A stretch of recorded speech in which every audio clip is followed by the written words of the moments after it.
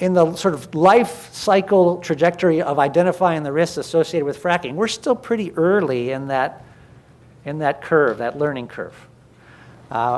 There's certain things we know we're going to see when there's a hydraulic fracturing operation, and those are the neighborhood effects that are sort of highlighted here. Those are fairly simple and straightforward. They're almost always going to be present. You're going to have a lot of trucks in the neighborhood. You're going to have a lot of noise. You're going to have compressors. You're going to have engines. You're going to have an industrial use where you didn't used to have one. But as far as these other risks are concerned, we're still learning about them. Yet you have people, if you're interested in this issue and you follow it, you have people trying to tell you that they know what those risks are already.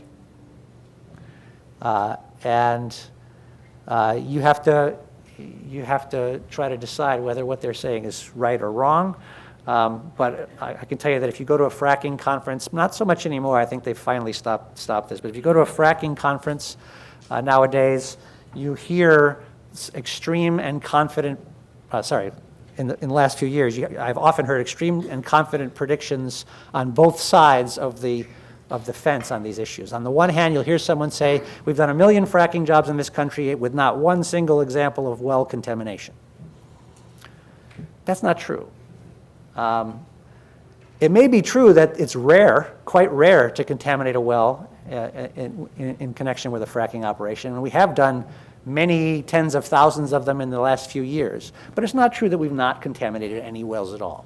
On the other side, you have movies like Gasland that invite you to infer that the risks of fracking are much greater than at least science tells us they are at this point. So you have this hyperbole on both sides of the line, and when there's a lot of uncertainty, as there is in this case, we're susceptible to this type of persuasion, this attempt to make demands on our beliefs about what the facts are.